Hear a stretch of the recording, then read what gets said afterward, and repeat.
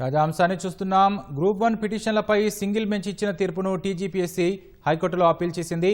ఇక మరింత సమాచారం మా ప్రతినిధి శ్రీకాంత్ నుండి తెలుసుకుందాం. శ్రీకాంత్, చెప్పండి, గ్రూప్ 1 పిటిషన్లపై హైకోర్టులో ప్రభుత్వ అప్పీల్పై సమాచారం ఏంటి?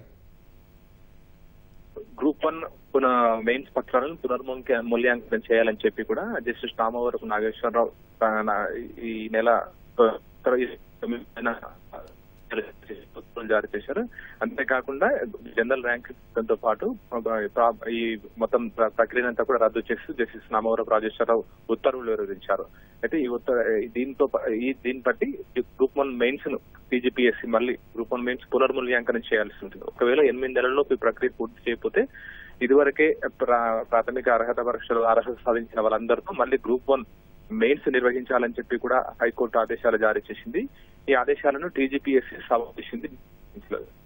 తీర్పు చేస్తూ టీజీపీఎస్సీ డివిజన్ బెంచ్ సవాల్ చేసింది. ఇందులో ప్రధానంగా కూడా కొన్ని అంశాలను కూడా పేర్కొంది. అంటే హైకోర్టులో సింగిల్ బెంచ్ లో ఏ విధంగా అయితే వాదనలు కొనసాగాయో ఆ వాదనలు అన్నింటిని కూడా తిరిగి పొందుపరుస్తూ టీజీపీఎస్సీ సవాల్ పిటిషన్ లో పేర్కొంది. ప్రధానంగా టీజీపీఎస్సీలో ఎలాంటి అక్రమాలు చోటు చేసుకోలేదు, పారదర్శకంగా కూడా మూల్యాంకనం జరిగింది. పరీక్షా కేంద్రాల కేటాయింపు లేకపోతే పరీక్షా కేంద్రంలో పక్కన కూర్చొని పరీక్ష రాసిన అభ్యర్థులందరికీ ఒకే తరహా మార్కులు రావడము, పరీక్షా కేంద్రాల కేటాయింపుకు సంబంధించి లేకపోతే అధిక తెలుగు మాధ్యమంలో మెయిన్స్ రాసిన వాళ్ళకి తక్కువ మార్కులు రావడం, ఇంగ్లీష్ మీడియంలో ఎక్కువ మార్కులు సంబంధించి ఈ విధంగా కొన్ని అంశాలను పేర్కొంటే అవన్నీ కేవలం అపోహలు మాత్రమే అని చెప్పి ఇదివరకే సింగిల్ బెంచ్ లో జరిగిన వాదన సందర్భంగా టీజీపీఎస్సీ తరపు న్యాయవాది కూడా వాదనలు వినిపించారు. అదే వాదనలకు సంబంధించి వాటికి సంబంధించిన అంశాలను కూడా పేర్కొంటూ ఇవన్నీ కేవలం అపోహ పేర్కొంటూ కూడా దానికి సంబంధించిన అంశాలను కూడా పేర్కొంటూ అప్పీల్ పిటిషన్ లో కూడా దీనికి సంబంధించి టీజీపీఎస్సీ తరపు న్యాయవాది పిటిషన్ పేర్కొన్నారు.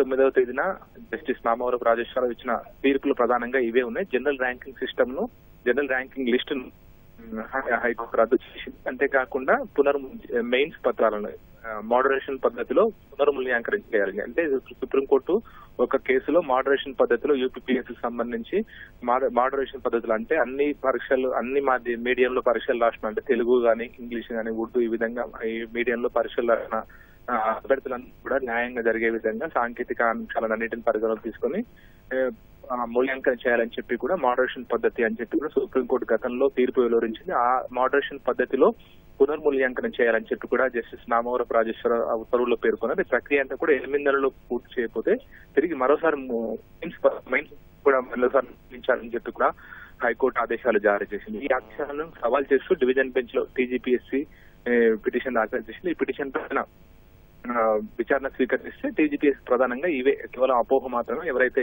అభ్యర్థులు ఎంపిక కాలేదో వాళ్ళంతా కూడా కేవలం అపోహ పడ్డారని దానికి సంబంధించి కొన్ని అంశాలను కూడా పేర్కొంది. ఇది వరకు సింగిల్ సంబంధించిన వాటిని కూడా ఇందులో పేర్కొంది. పునర్మూల్యాంకనం సాధ్యం కాదనే విధంగా కూడా ఇప్పటికే టీజీపీఎస్సీ వాదన వినిపించింది కాబట్టి అదే అంశాలను కూడా సవాల్ పిటిషన్ లో పేర్కొంది. ఈ పిటిషన్ పై వాదనలు జరిగితే దానికి సంబంధించి టీజీపీఎస్సీ తమకు వాదన కూడా ఈ పిటిషన్ లో పలు అంశాలను కూడా పేర్కొంది. రాకేష్, ధన్యవాదాలు శ్రీకాంత్.